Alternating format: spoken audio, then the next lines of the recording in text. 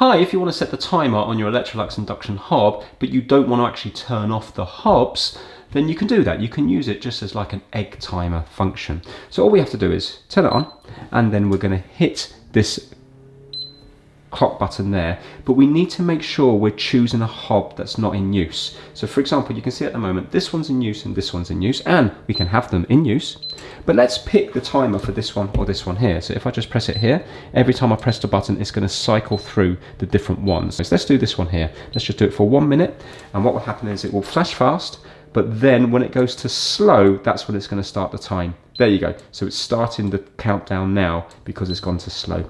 So I'm just going to fast forward this through 1 minute, and then you will hear the alarm going off, but it won't turn off this one or this one.